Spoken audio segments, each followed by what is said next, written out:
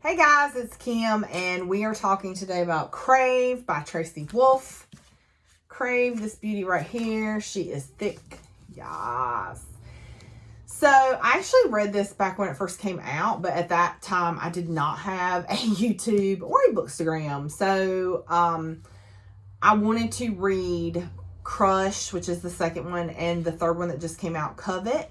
So I decided to do a reread, and usually I don't reread. The only people I usually reread is Jennifer Armentrout or Sarah J. Maas. So to me, that's already like a big column, a big check in the win column if I want to reread a book. And I thoroughly enjoyed the reread just as much as I did the first time through. So I definitely recommend the book. So speaking of I'm trying to get back where I was at. The third book, Covet. So Entangled did this really cool pre-order incentive, and they may still have some. I mean, I would assume as long as they have supplies, you can still get it. You would just have to submit it. Just check out Entangled Publishing. But so this is what they sent. Like, y'all, do you see? This is like for really real pre-order goodies, because we got a bookmark, we got tarot cards, we got stickers, we got an art print. Like, yeah. And it's heavy. Yeah. I mean, the frame didn't come with it. I went and got the frame. But I'm just saying, there was a lot of goodies, is what I'm saying. So, Crave by Tracy Wolff. Like I said, I really liked it. To me, it's between 4.5 and 5 stars. So, maybe like a 4.75. It's not quite like knock your socks off, one of the best books I've ever read, 5-star, but it's also way better than a 4-star because, like I said, I reread it and I don't usually reread. So it's a really good book. Has really strong Twilight vibes, in case you couldn't tell by my shirt and the blood dripping off of the V for vampire. Our main character is Grace. Her love interest is Jackson Vega. I mean, come on now. Just the name is like, so what? Grace's parents aren't, no, this is the sad part. So Grace's parents are killed in a car wreck. And she is sent from sunny San Diego, California, all the way to Hilly, Alaska, which I have no idea where that is, but I assure you that it is in BFE. And Kindle does not know what BFE means. Like, if you click on it, like, there's no definition for BFE, but I'm going to tell you. So BFE means bum effing Egypt. So that means in the middle of nowhere. That is like you have to drive hours to get to the grocery store. That is how far in the middle of nowhere that is. So that is where she's at. She's going to live with her father's brother, Foster, aka Finn. It's like everybody else calls him Foster, but she calls him Uncle Finn, and his daughter Macy at this boarding school. And things are weird, like right off the bat, like legit right off the bat, they're weird. And then, of course, just like in Twilight, Grace finds out what's really going on, why the school is so weird. We get, in this book, we get like the sister bond with Macy. We get all the steam and the angst and the tension and the build up with Jackson. And let me tell you, honey, Tracy Wolff knows how to tease somebody, because whew, you'd be like, man, I really wish y'all would like kiss, like angry kiss, just eat each other's faces. Excuse me. We get, I read too much. We get the plot build up. The ends in a surprise. Oh my gosh, y'all. Like, honestly, the epilogue in this book is everything. Like, it made the book for me. Like, I really enjoyed the book, right? Like, if it was just cut off there, like, okay. But that twist in the epilogue was amazing. Like, I cannot, y'all. Like, seriously, you will not see that mess coming. And when it does, it's just like, what? Like, my friend Pia, Consequence of Reading, if you follow on Instagram, was reading the book, and I'm like, wow, do you love it? Do you love it? Do you love it? Tell me. Do you love it? Do you love it? And she's like, oh, it's a really good book. And I was like, have you read the epilogue yet? And she's like, no. I was like, read the epilogue. And then she was like, and I was like, yes. So read the epilogue. Also, after the epilogue, We get 3 bonus chapters from Jackson's point of view, which I also love. So what I loved about it, everything.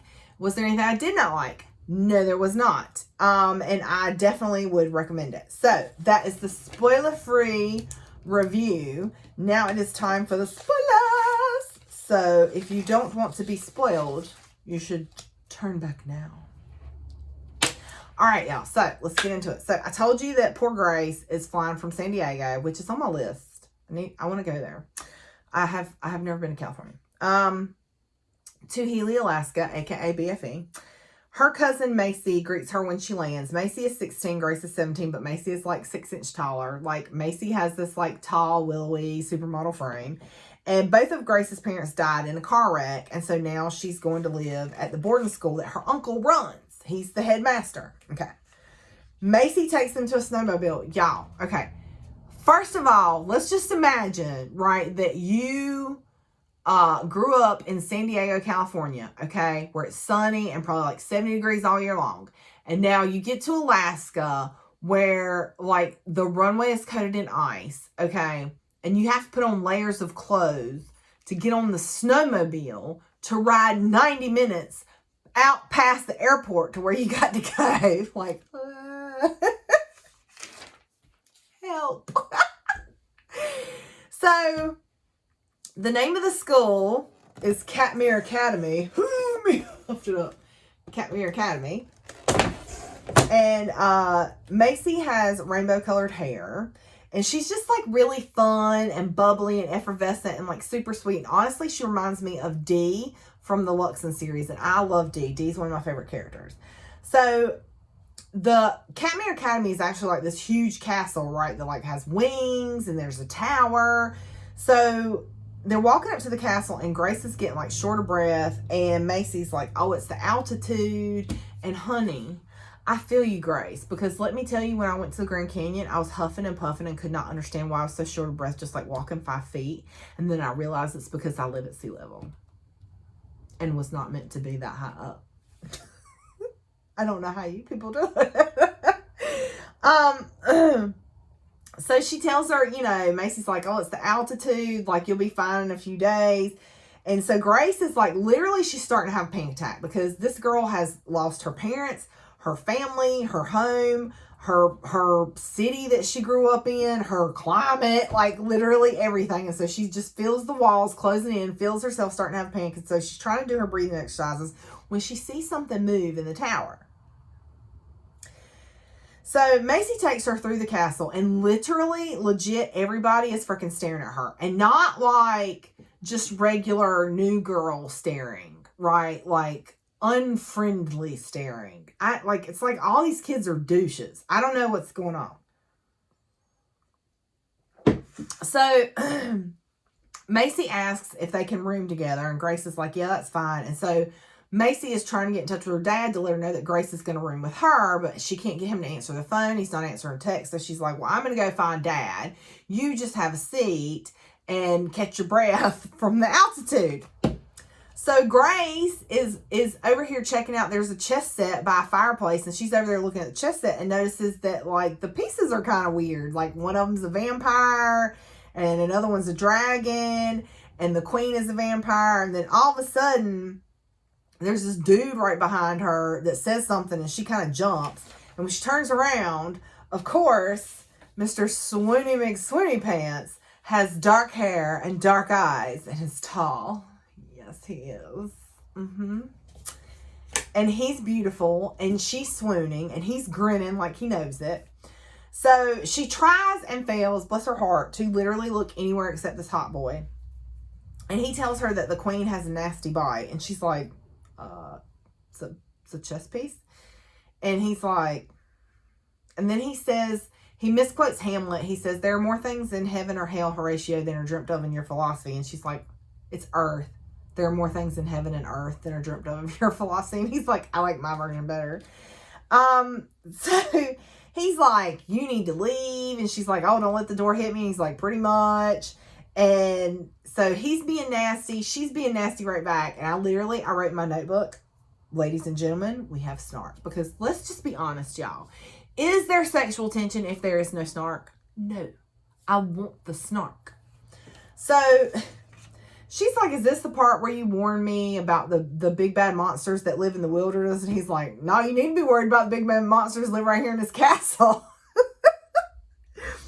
Then he shows her a dragon piece, and she's like, I ain't scared of no 3-inch dragon. He's like, you should be. And she's like, well, I'm not. And he's like, well, what are you scared of?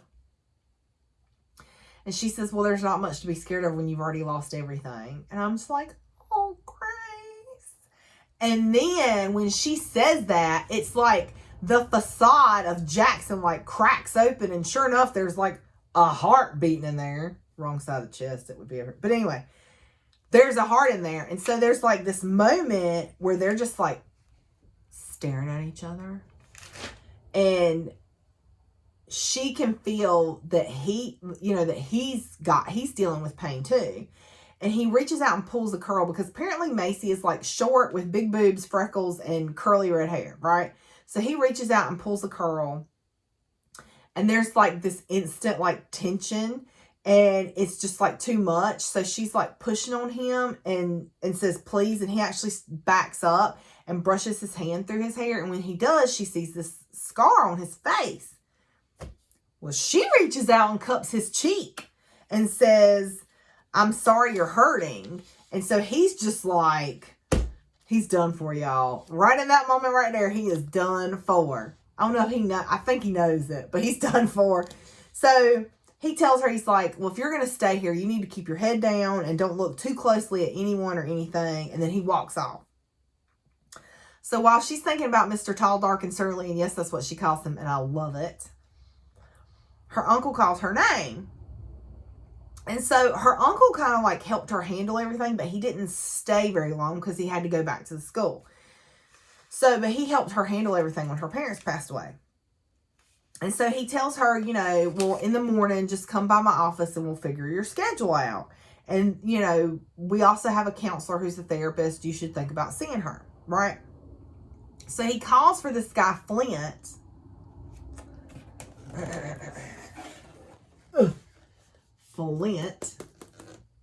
He calls for this guy, Flint, to come help them carry the suitcases. And so they're trying to get up the stairs, and poor Grace can't make it upstairs. And he's like, he's this tall, dark-skinned guy with an afro. Like, he's hot, but he's also like, what would you call him? Like Slater hot, maybe, because like he's friendly, like he laughs and jokes. He's not unapproachable hot. He's like friendly hot. Anyway, he offers Grace a piggyback ride up the stairs, and she's like, no, I don't know you, bro. So instead, he just like puts the arm around her and kind of, helps her up the stairs while he's carrying her suitcases. So he ends up basically carrying her to the top of the stairs. When they get to the top of the stairs, because they live like on the 4th floor. And why is there never any elevators? Jennifer Armentrout makes a joke about that in the Covenant series. She's like, all these fancy buildings made out of marble, and ain't not one of them got an elevator. What is with these people and stairs?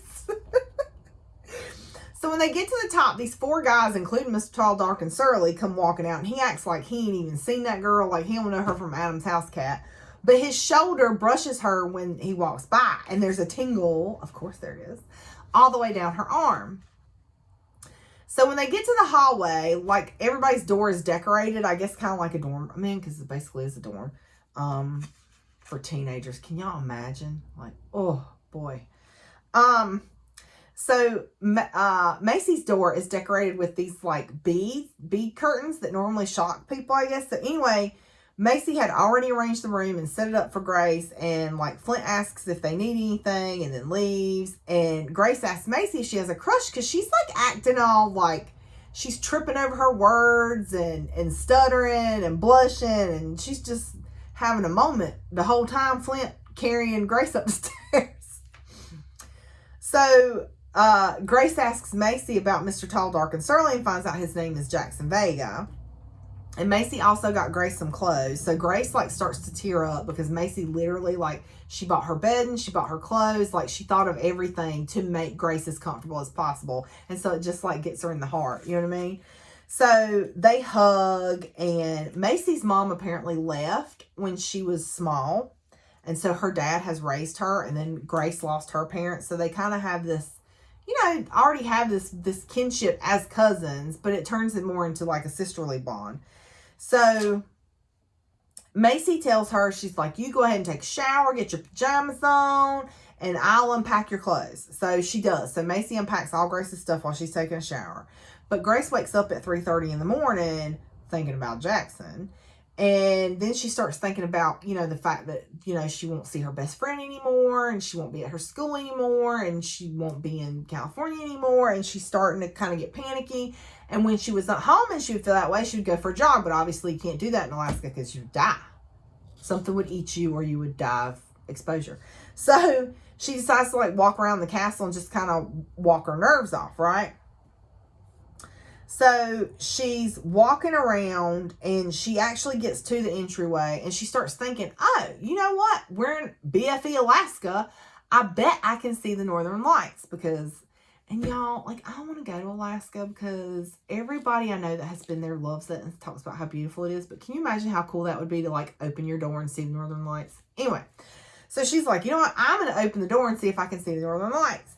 So before she can even get to the door, these two dudes come in wearing nothing but like holy jeans and 80s band t-shirts. And all I could think of was Peanut from the Harbinger series by Jennifer Armentrout, because Peanut is like, he's a ghost forever stuck wearing like 80s band t-shirts and acid wash jeans.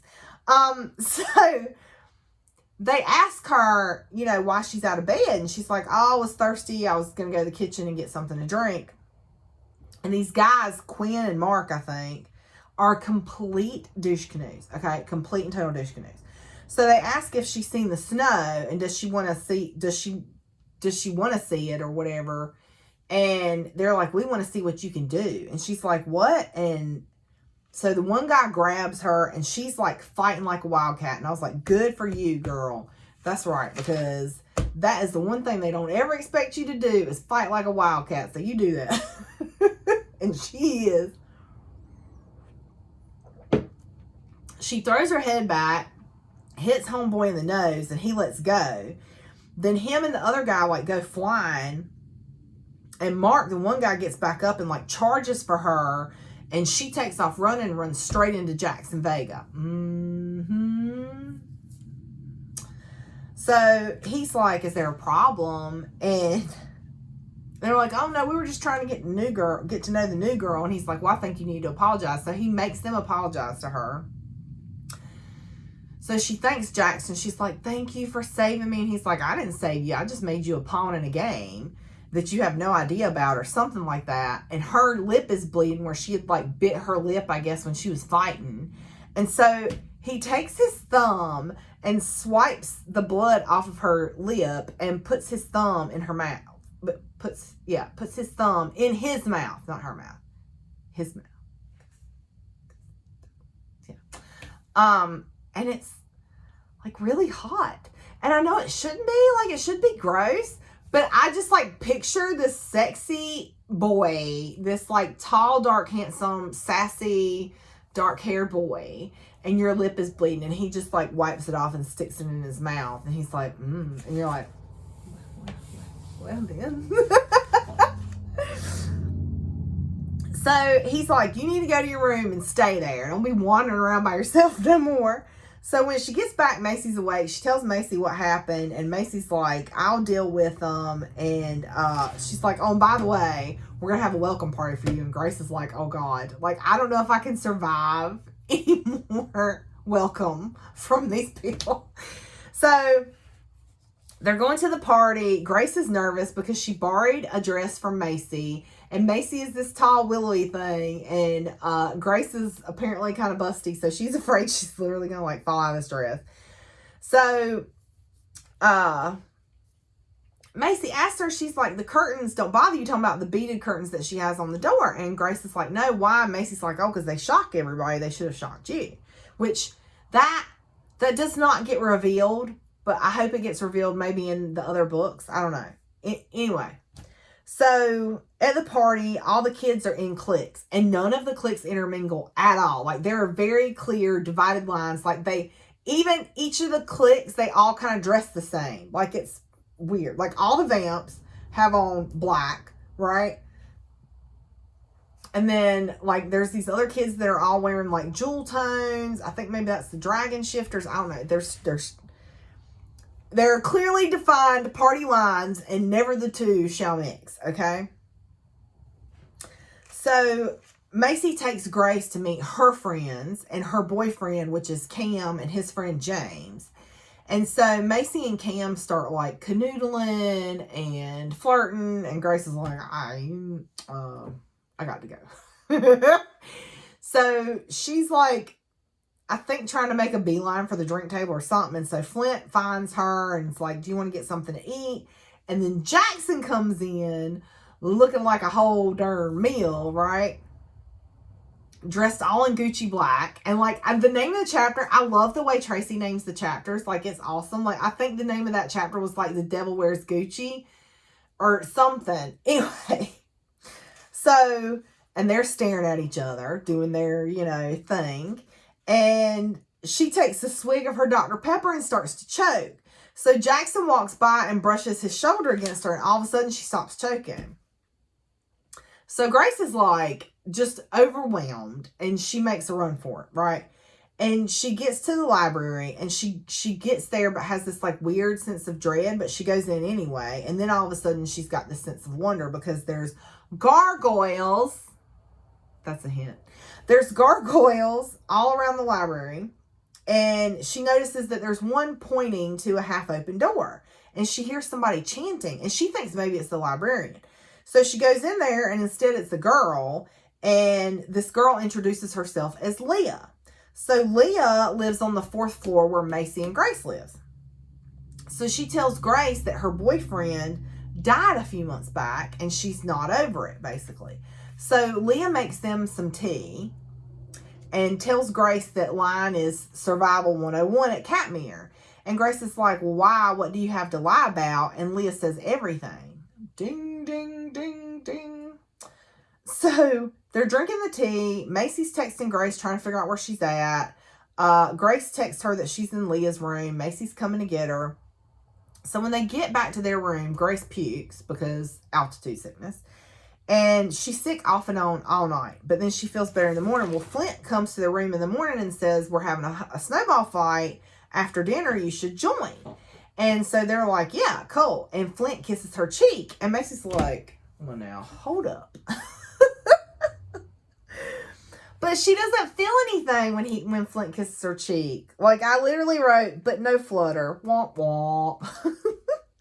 So she wakes up and decides to check out the school grounds. And when she's walking, she comes across a frozen pond with a gazebo. And inside are Jackson and Leah. And they look like they're arguing. And all of a sudden the wind shifts and they both turn and look at her at the same time. And like, it's just like creepy, like horror movie creepy. Anyway, Leah asks her to join them. And she's like, no, that's okay. I'm just going to go back to my room. I don't want Macy to worry that she don't know where I'm at. So she starts walking and Jackson catches up. And he's like, you hanging out with Flint is not keeping your head down. And then he starts rubbing her palm and she's like, what were you and Flint talking about? And she's like, I can't remember because like you rubbed my palm. So, I don't even know my name right now. So then she's like, well, what were you and Leah talking about? And he says his brother. So Hudson was his brother and Leah's boyfriend. So she tells him that she's sorry that he's hurting. And he actually lets her hold his hand. And then all of a sudden he leaves because that's what he does. And she like even makes a joke about it in the book. She's like, oh, you're going to leave because that's what you do. So she realizes that Jackson and Leah, neither one were wearing a jacket. She's like, I'm over here like about to freeze with 3 layers of clothes on. And they ain't even got on a coat. Like, what?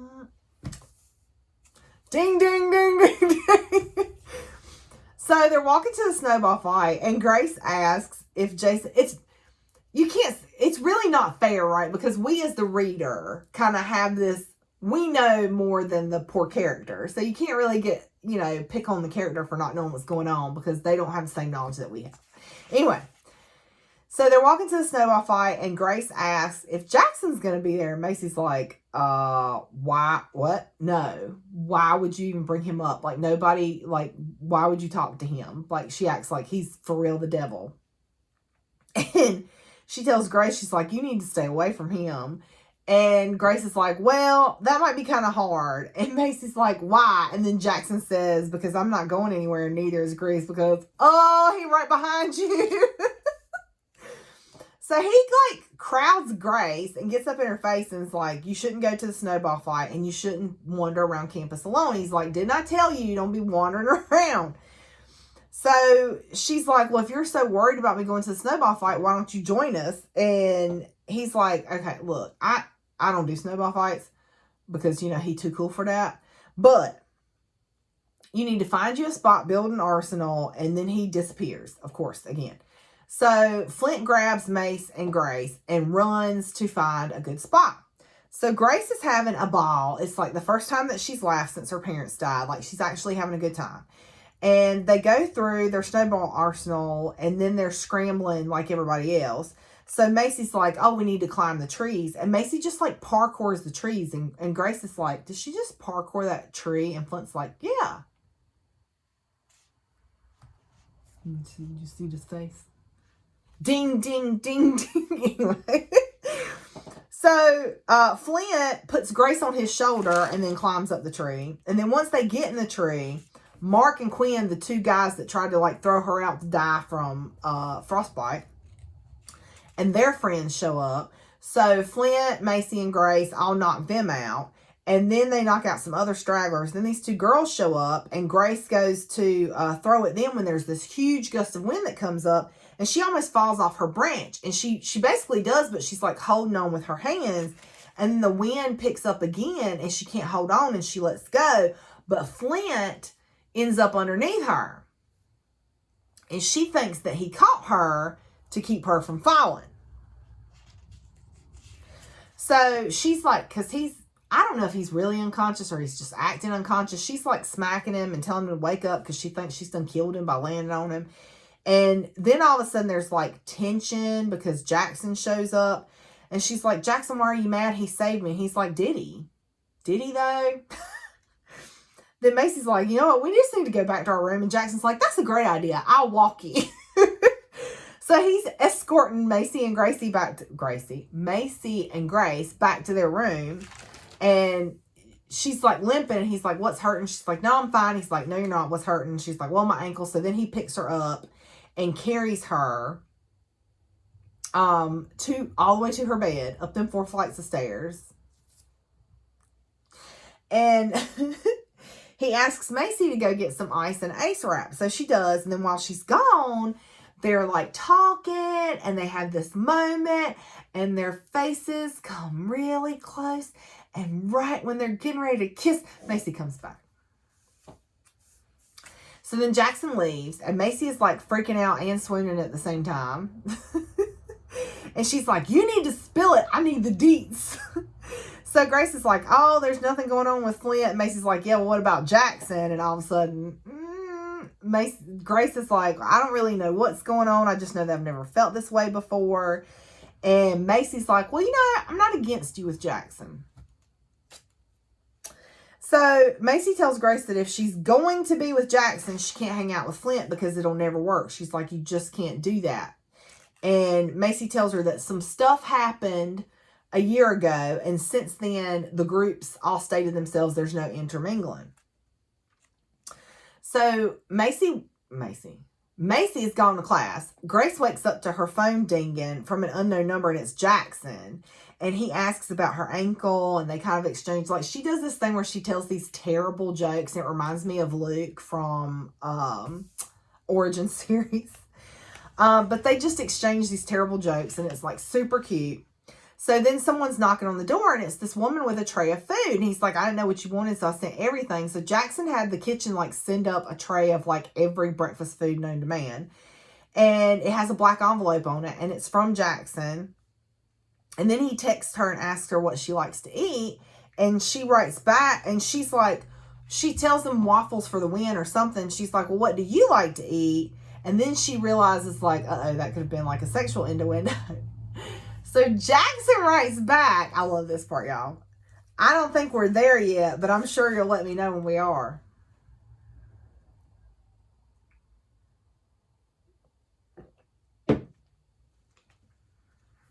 So they keep texting throughout the day, and like, I love their text. Like, it's so cute. Like, I do love that part of the book.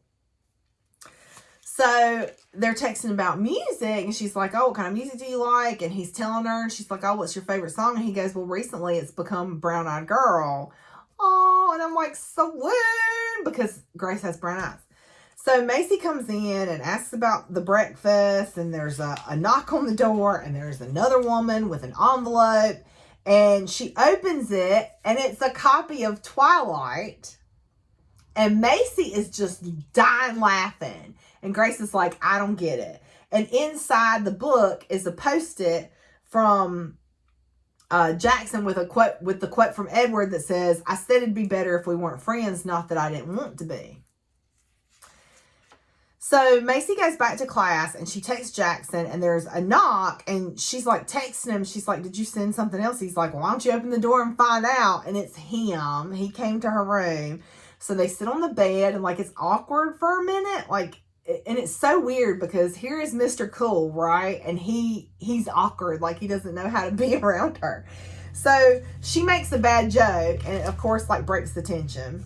So he's massaging her foot and ankle, okay? Y'all need to take notes. Right? And then the tension, like the good tension, the sexual tension is back. And Jackson's like, I need to leave. And she's like, no, please stay. And so he gives her a scroll with a black ribbon around it and tells her that if she's feeling better tomorrow, he'll take her to his favorite place. So the scroll is a quote from Anais Nin. And it says, deep down, I'm not different from you. I dreamed you. I wished for your existence. I'm getting so flustered. I'm throwing the fan. So her uncle comes by to drop off her schedule. And Grace and Macy have this like whole sisterly moment. And they're hugging. It's just super cute. And Macy takes Grace to the cafeteria, which is like super duper fancy, like fancier than anywhere I've ever eaten. And then Jackson shows up and asks if he can sit with her. And so Grace turns into a bumbling fool.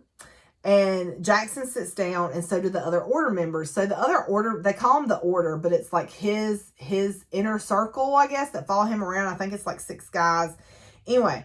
So Jackson asks about her schedule, and Mackay, who is one of the order members, offers to walk her to class. He's like, oh, I'm in that class. I'll walk you. I'll show you where it's at. And Jackson's like, no. Nobody's walking her to class but me. And I was like, I'll take Alpha for 100, Alex. So he walks her right to the classroom door. And literally everybody who has to be in the class is just standing outside waiting for Jackson to either go in or leave. And she's like, what happened to keeping my head down? You got the whole class like held hostage here. And he's like, well, that was the old plan. This is the new plan. So he tells her to text him her schedule so that he can make sure that there's either him or one of the order members will walk her to all her classes, at least for the first few days until she learns the ropes, right? So on her way, she's decided she's going to go back to her room and get some more layers because it's Alaska. And she runs into Flint, and he's calling her new girl, and she's like, I have a name. He's like, oh yeah, what was that name again? And she's like, you know what? Bite me. He's like, you better be careful who you say that to around here. And she's like, why is that? Like, what does that mean? He's like, never mind. And that's when she says, I'm not stupid. I know that there is something going on here. I just don't know what it is. But here's the funny thing. The girl gets Macy to watch Legacies with her.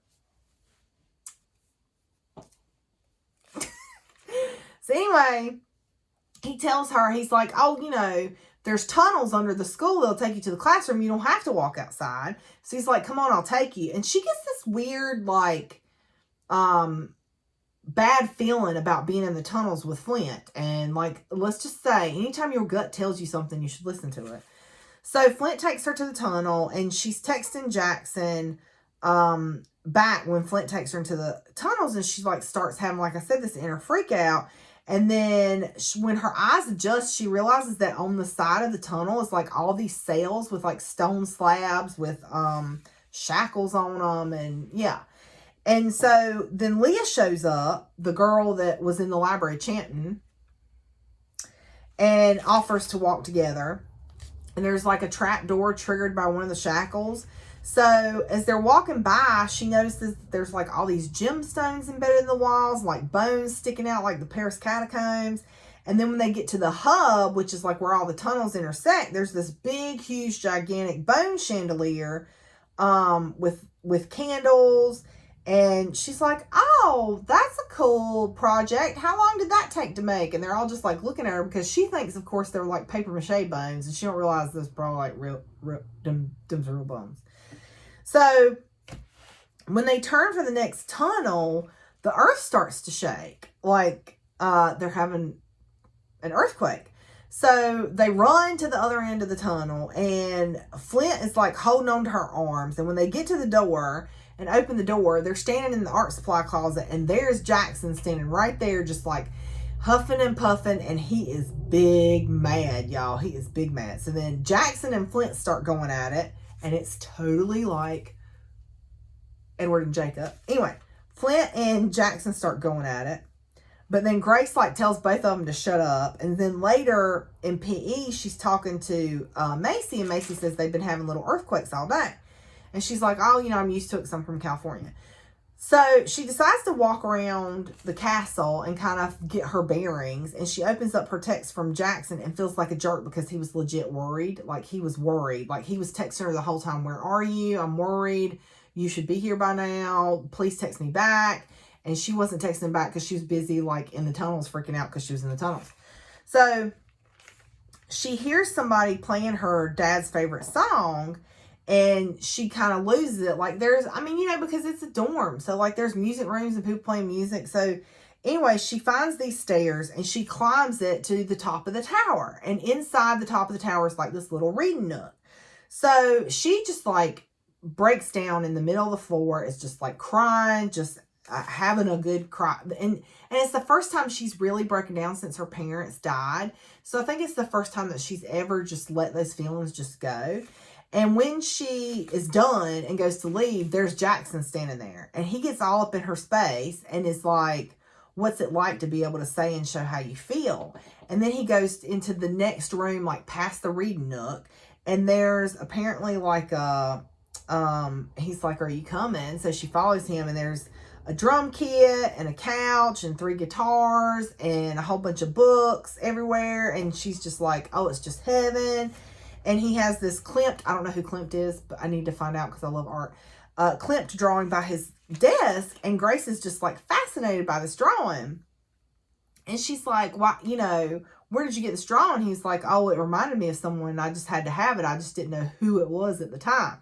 So he takes her to his bedroom, and he gives her some gloves and tells her to come on. And he climbs out the window, and she follows.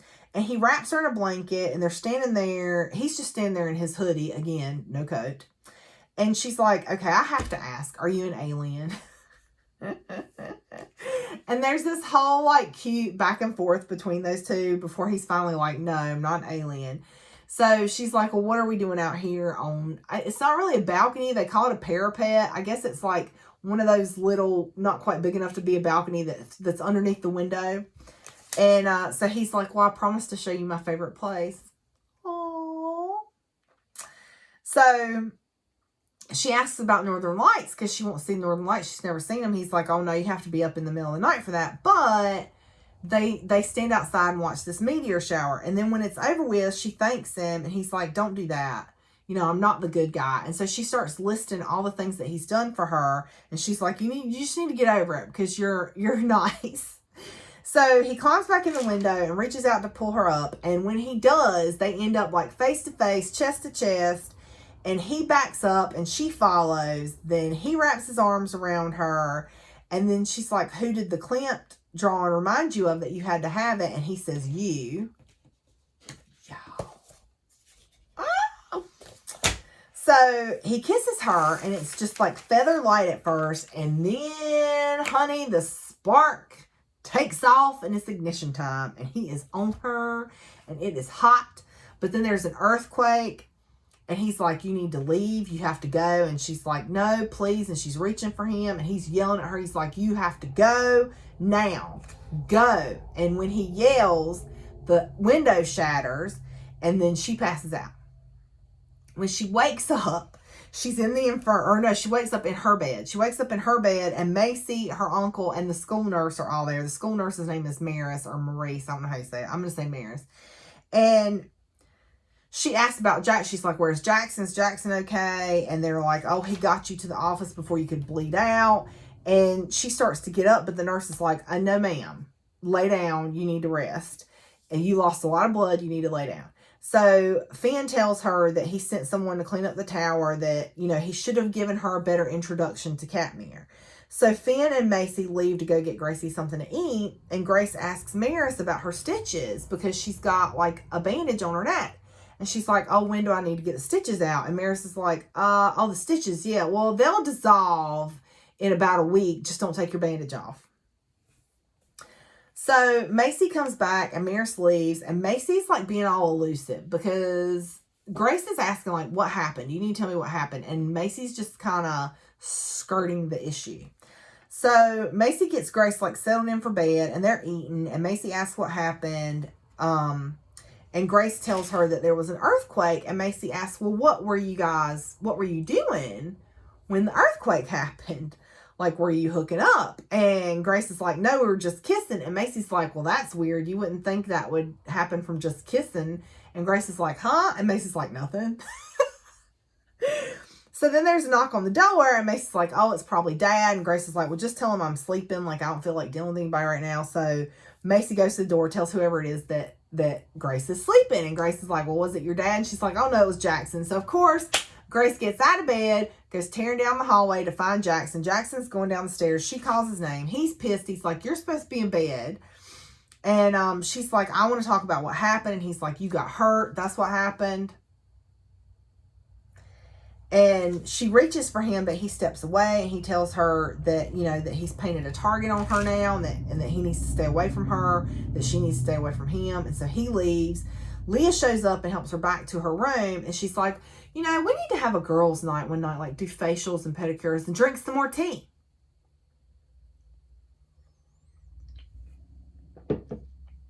So Leah tells her, this is really weird. Leah tells her that that Leah and Jackson are supposed to be together, but she just wants Hudson back. And they get back to the room and Leah's like, you know, I can go ahead and bring you that tea now. And Grace is like, no, that's okay. Like, I just want to go to sleep. So, Macy's like, you know what? We should just go to bed. And instead, Grace goes to the bathroom and looks at her neck and sees 2 puncture wounds. So she lays in bed all night thinking about the fact that somebody done bit her, okay? And she don't say nothing to Macy. So at 6 o'clock in the morning, she gets up and she heads for Jackson's room in the tower. And she's banging on his door, but there's no answer. So she just sits in the reading nook like, I'm going to just sit here till he get home. We're fixing to talk about this. So she's sitting in the reading nook, waiting him out. And she keeps sending him like more and more obnoxious texts. So finally, Makai comes up the stairs and he's like, what's up? What's going on? And she lifts the bandage and is like, he goes, oh my God, who bit you? And she's like, Jackson, that's who bit me. And he's like, no, Jackson didn't bite you. So then he shoots off some texts and he's like, you need to stay put. Jackson is on his way back from the mountains. And she's like, what? So she's like, wait a minute, why aren't you freaking out that somebody bit me? So then she goes to get up because she's like, wait a minute. Because you asking who instead of why. So she goes to get up and he's like, Jackson said you are to stay here. So she's like, no, I'm not staying here. So he's like, all right, well, I'll walk you back to your room. So he takes her back to her room. He tells Macy that Jackson doesn't want her leaving the room. And Macy goes, okay. And Grace is like, I mean, I'm here. So Makai leaves. So as soon as the door is closed, Grace goes off on Macy and tells her she wants an honest answer or she's going back to California. She's like, if you don't tell me what's going on right now, I'm going back to California. So she asks if Macy's a vampire. Macy's like, no. And she says, but are vampires real? And Macy's like, yes. And they go to the school. So she asks if Jackson's a vampire. And Macy's like, yes. And then she asks about Leah. And Macy's like, yes. And then she asks about Flint. And she's like, no, Flint's a dragon. And she asks if Macy's a fairy. And she says, no, she's a witch. And Grace should have been one too. So Macy tells her that her dad, Grace's dad, was a warlock, just like Macy's dad, Grace's uncle, Finn, is a warlock. And that Grace should have been a witch, but that since her mother was a mortal, was she though? Since her mother was a mortal, her dad lost his powers. So Grace is like, so basically Grace is a human. And Grace is like, why didn't you tell me all this before? And Macy's like, well, I mean, I meant to, but you kind of kept getting hurt. And Grace says something about being bit, and Macy's like, oh, I can explain that. So apparently, when the window shattered, glass, like, cut Grace's neck. It literally, like, cut her artery. She would have bled out and died before anybody could get her some help. So she had this arterial tear. Jackson used his venom to close the wound. But he did such a good job that Maris, the nurse, who's also a vampire, by the way, couldn't get through it to fix the tear. So she had to bite Grace to counteract Jackson's venom to fix Grace's neck, okay? So Grace is worried she's going to turn into a vampire, and Macy's laughing. She's like, no, you're not going to turn into a vampire. And she's like, well, are werewolves real? And Macy's like, wolf shifters. So, okay, this lesson I feel like I learned in this book. Maybe in this book, it might have been in Sanctum. I'm not sure. So werewolves can only turn on the full moon, versus shifters can turn whenever they want to. So that's why you have wolf shifters or dragon shifters versus werewolves or were-panthers if you're in True Blood, or were-tigers. So anyway, Grace has more questions, of course, and Macy's like, well, let's just go get breakfast before Jackson gets back because he don't want you leaving the room. So now that we know why he's freaking out and that there's not a reason to freak out, let's go get breakfast. So they go to the cafeteria to get breakfast, and Flint is like, oh, I'll get your plate. You go sit at my table, and I'll get your plate. And he points her where to go. And so when she's walking to the table, she hears this horrible noise, and all of a sudden there's a chandelier coming for her. Then somebody knocks her to the ground. It's Jackson. So he's bleeding. So she's like, oh, my God, you're bleeding. Like, sit down and let me take care of you. So he's like, really, Grace, I'm fine. But he can't be like, girl, I'm a vampire, I'm fine. So he sits down and lets her like play nurse and doctor him up. So the other order members are surrounding them, and she apologizes and thanks Jackson for saving her. And he's like, I wouldn't have to save you if you just stayed in your room like I told you. Which I have to say, Jackson, is a valid point.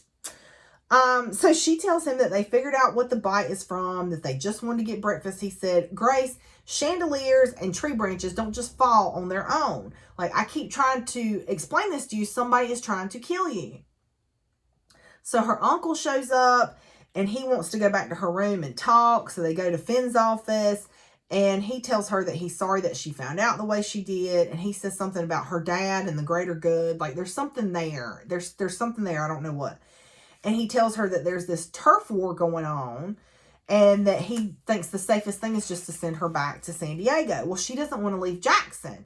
And he kind of picks up that there's something going on between her and Jackson. And he's like, look, just so you know, Jackson is a born vampire, and that's a very big deal in our world.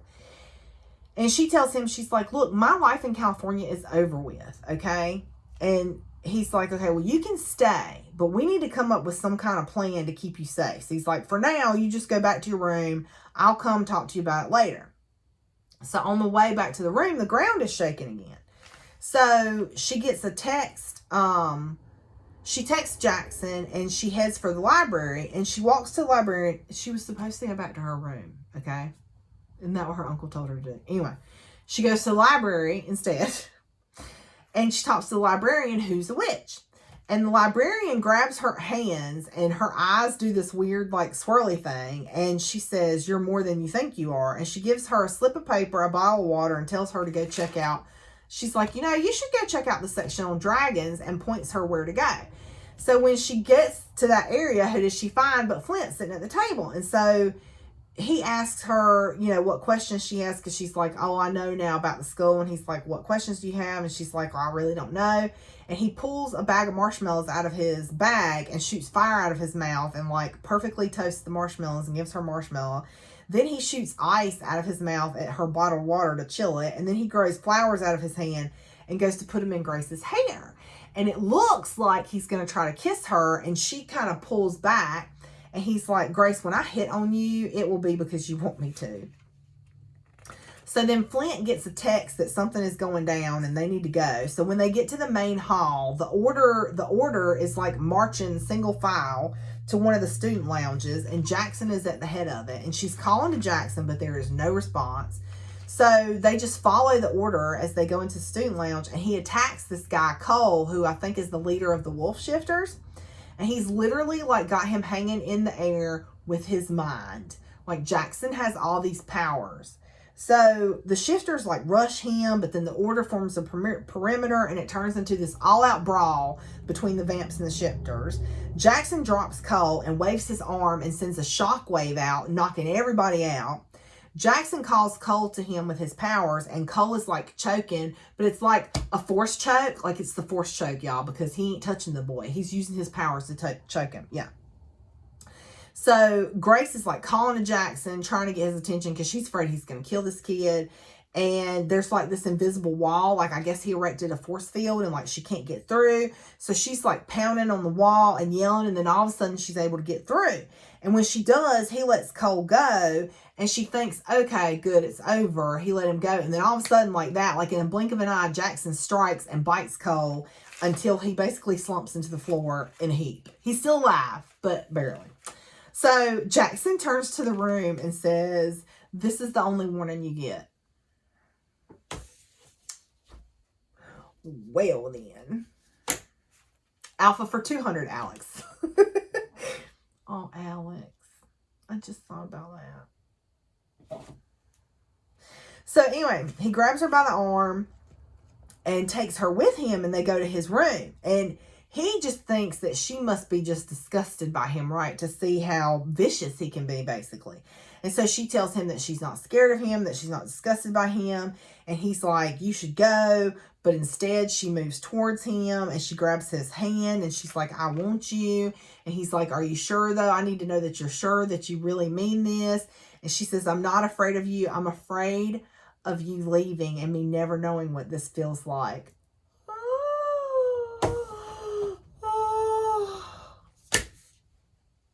So then he strikes, like kissing her and holding her and then biting her. Yes. So when he pulls away, they kiss and the ground trembles, but he like breaks away and takes some deep breaths, and she realizes this whole time, all the earthquakes have been Jackson. Yes, y'all. Okay. So anyway. So he tells her it's never happened before, and then he takes her towards the bedroom because they've already trashed the reading alcove with his powers. And she tells him that, you know, she loves his room and she loves his bed. And then he's like all stiff, like they're laying on the bed and he's being all stiff and awkward again. So she tells a bad joke to get him to relax. And then she starts to tell another, and he cuts her off with a kiss. And so she kisses his scar and he kind of flinches, and she's like, what's up with that? What's up with your scar? Why do you act so weird about your scar? And so he tells her it's not the scar, it's that he doesn't want her anywhere near the world that caused that scar. So she can tell that he's really hurting, and she's like, tell me. And so he tells her that he killed Hudson, and he tells her that he killed him on purpose and he would do it again. So now he's the heir apparent because Hudson, his brother, wanted to take out all the other supernatural creatures. Like Hudson apparently was like freaking Hitler, okay? He was a psychopath. And he tried to like talk Hudson down. It wasn't working. He went to the king and queen, aka their mom and dad. That wasn't getting them anywhere. So Hudson started a war with the other supernatural creatures, and he literally would have just destroyed the world if he would have inherited the throne. So he had to kill people just to get to Hudson, and then he had to kill Hudson. And he tells Grace that he and Leah used to be really close friends, but of course when he killed Hudson, now Leah can't stand him. And he tells him that him and Flint used to be best friends. used to be best friends, but Flint's brother died fighting Hudson's army. So now Flint kind of has a grudge against Jackson, even though Jackson didn't have anything to do with that. So Jackson tells her that Flint is after her, that he's trying to kill her, that he's the one who told her to walk under the chandelier, and that Flint would have let her fall, that Jackson used his powers to throw Flint underneath her, that Flint didn't actually catch her.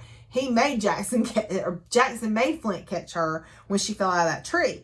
So she kisses him, and they're having this moment, and she's finally getting through to him. It's this whole, like, I see you and you're not a monster thing, and it's beautiful. And all of a sudden, somebody is banging on Jackson's door, and Grace's phone is going off. And she's trying to straighten herself up because they've been making out. And the knocking continues, and it's her uncle. And her uncle walks in and is like, well, if you feel good enough to be here, you need to be in class, young lady. And so as she leaves, like, she hears him going off on Jackson. So when she gets, when she's going to class, she's walking through the tunnels, and Micah is walking with her. Flint shows up and says he's been worried about her. And she goes, were you really, or are you just worried the chandelier didn't do its job? And he's like, is that what that tick told you? And she's like, oh, so you weren't trying to kill me? And he's like, well, not for the reasons that you think. And it's like, dude, that doesn't make it any better. You're still trying. Dead is dead. Doesn't matter if you meant to or not, or how you were going about doing it. So she's like, I'm done. Leave me alone. He's like, Grace, please, just hear me out. And she's like, okay, well, speak. And he's like, well, not with Micah here. It needs to be just you and me. And she's like, no. So then he tells Micah, don't you leave her alone. And Micah's like, I'm not planning on it. So Micah and Grace are walking through the tunnels, and she asks about Hudson, and he tells her, he's like, oh yeah, Hudson was crazy. So then Leah comes running up, and she offers to walk Grace the rest of the way to class, and Micah's like, still not going to leave her with Leah, and Grace is like, oh, it's fine, Leah's my friend. So Micah leaves, and Leah's like, we really need to do that girls' night. And Grace is like, yeah, we do. Well, then Jackson texts her and asks her to come to his room tonight. So Leah's like, oh, it's fine. We can do it another night. I'll take a rain check. So Macy is helping Grace get ready, and they're having this really cute, like, girly moment, right? And she's wearing this little cute, like, yellow dress. So she goes to Jackson's room, and he gives her one of his hoodies and, like, takes her out on the parapet again. And they get to see the northern lights. And they're kissing, and all of a sudden they're, like, floating in the air in front of the northern lights, kissing, because he's using his powers to, like, float them in the air. Y'all. So then they're back on the parapet, and he tells her to close her eyes. And he gives her a necklace. When she opens her eyes, it's this necklace, and it's a mystic topaz, and the colors look like the northern lights. So weird. So weird. So she's shivering, and they go back inside, and he's like, oh, let me make this tea that Leah brought. So he makes the tea, and he drains his, and they're making out, and he bites her. And at first it's, like, really hot, but then, like, she starts getting cold, and, like, something is not quite right. Like, she can tell Jackson is not himself. Like, something's wrong with him. Like, so finally he pushes her away and tells her she has to leave. And she's, like, struggling to get out. So she gets out, and she gets to the stairs, and she runs into Leah. And Leah smacks her and tells her to sit down. Jackson comes out, gets between Grace and Leah. Leah shoots Jackson in the chest. Grace is crawling to Jackson, like, crying out his name. And Leah is like, oh, shut up already. It's just a tranquilizer. So then Leah shoots Grace because Jackson keeps calling her name. And Grace wakes up tied to a stone slab. Yeah, I think y'all know where this is going, right? Grace wakes up tied to a stone slab. She starts working her wrists, trying to get them free. And she finally gets one hand free and starts working on the other. Then she gets her wrist free and starts working on her ankles. And then she hears a scream. It's Leah. And she gets free, but she's still, like, woozy kind of from the drugs. And then there's another scream and a roar. So she goes running towards it and bumps into something, and liquid splashes all over her. And then all of a sudden these candles all light up, and she realizes that there's, like, vases all over the room with blood in them. Like, where did that come from? Like, and then she sees a dragon flying towards her. The dragon grabs her, takes off flying towards the door. The doors burst open. They fly out over top of a screaming, pissed off Leah, okay? They're flying down the hallway. Leah is running underneath them, chasing them. He drops down to miss that big, huge bone chandelier in the hub. And when he does, Leah grabs the dragon's tail, slams them on the ground. So they're both on the ground. Leah and the dragon are going at it. She punches, y'all, Leah ain't no joke. She punches through his wing, okay? And then that, like, he screeches and he shifts back and it's thin. And then Leah charges him and he's like slamming her head into the stone. And Grace like makes a stumble for it. You can't say she makes a run for it because she really can't run, but she makes a stumble for it. But before she can get out, Flint grabs her and slams her into the stone. And he tells her that Leah killed her parents to get her to Catmere Academy. And he's like, I'm sorry, I don't want to kill you, but I have to because it's the only way to stop Leah. Leah would end the world and bring Hudson back. So he's literally like strangling her, okay? And then all of a sudden, like his fingers, because his fingers like bend backwards the way they're not supposed to go. And Grace goes to make a run for it. And Jackson comes in and checks Grace and then is on Flint. Then him and Flint are going at it. Then Flint shifts into dragon form and he's like shooting fire at Jackson. Jackson's like using his powers to turn it back on him. And they're like going at it, right? And like she wants to help Jackson, but Flint said something that made it sound like Jackson knew about it. And so, and Grace is still like on the drugs, so she's not thinking clearly. So she's like, you know what? I'm just going to run and get away from all of them. And whatever happens, happens. So she takes off running. She gets tackled from behind. It's Leah. Leah is dragging her by her hair, opens a secret door, pushes Grace inside. And then Grace is like, you know, she's having all these emotions. She's like, you know what? I'm going to fight. I'm not going to go down without a fight. So she starts fighting. Good for you, Grace.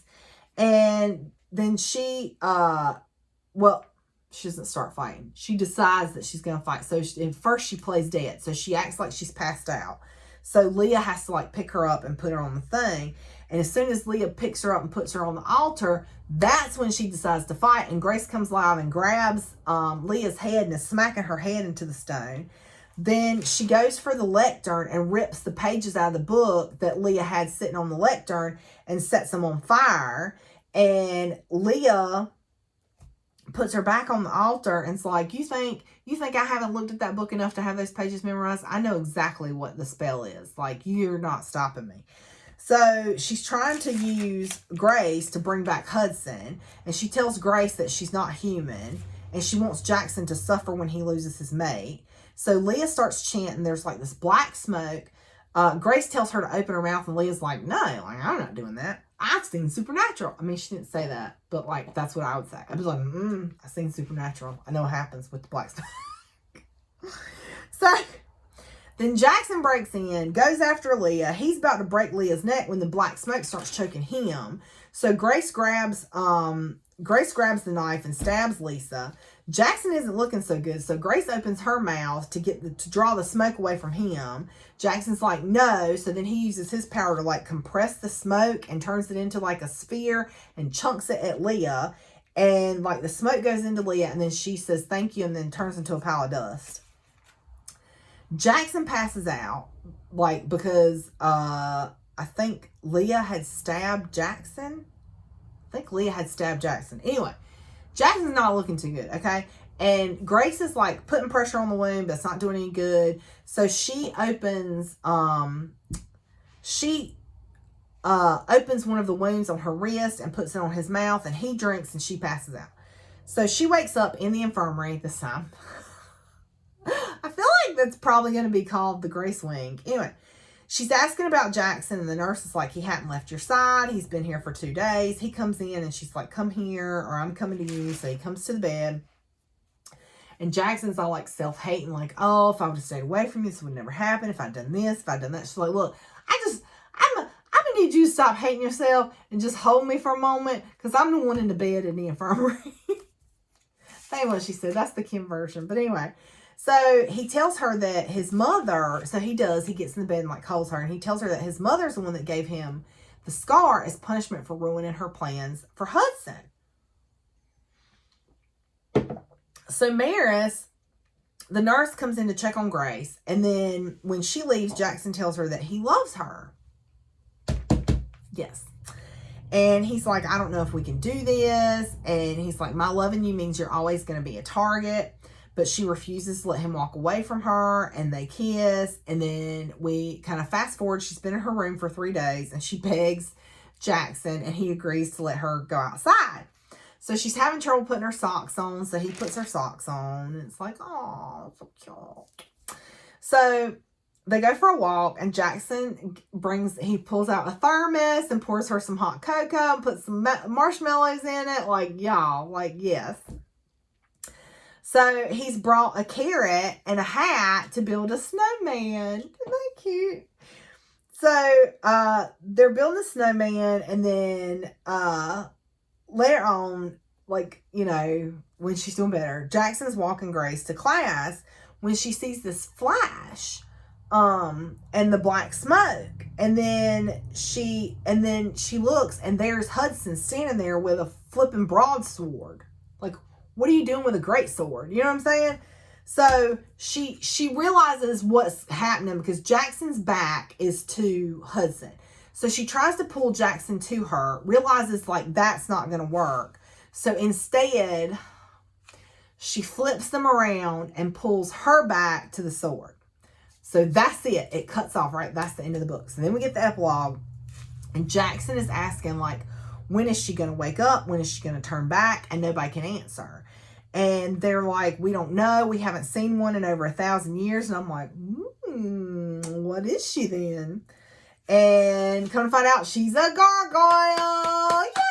Gargoyles for the win! Because there's not hardly any gargoyle books. Just Jennifer Armentrout. And now Tracy Wolff. Yay. So Foster tells him that maybe she's staying in her stone form to protect them from Hudson, because they don't know what happened to Hudson. So, like, is Hudson in the stone form with Grace? Like, and she's staying in her stone form to protect all of them from Hudson? Like, we don't know. And so Jackson's like, I'm going to find a way. I'll do whatever it takes to deal with Hudson so she'll come back. And then we get the 3 bonus chapters from Jackson's point of view. So before Grace got there, he originally had this plan because he knew the shifters were after Grace and she hadn't even gotten there yet. So he had this plan that he was going to use Grace as bait to figure out what the shifters were up to. But when he goes downstairs to confront her and touches her cheek, he realizes that she's his mate. And so then we fast forward to the snowball fight, and Jackson follows because he doesn't trust Flint. So even though he told Grace that he wasn't going to the snowball fight, he was there anyway, hiding in the trees. Him and the order members, by the way, because he didn't trust Flint with his girl, with his mate. So when the whole wind and the branch thing happens, he sees the dragon that's sending the wind to try and knock Grace down. He knocks them into a tree. Then when Grace falls, he uses his power to send Flint underneath her to cushion her fall. And then after that, whenever Jackson was in the mountains, when Grace went to his room and he wasn't there, it's because he was going to see his mentor. And she basically called the bloodletter, and she basically confirms that Grace is his mate and talks him out of breaking the bond, because he comes to see her to figure out how to break the bond. And she's like, are you sure you really want to do that? He's like, yeah, it's the only way to protect her. But of course, by the time he gets back, he's still made up his mind that he can't do that he has to have her because he's in love with her. So, yeah. So that's the end. That's Crave. This is a really long video. Thank you for sticking it out. If you did, God bless you. So thanks, you guys, and I will see you next time.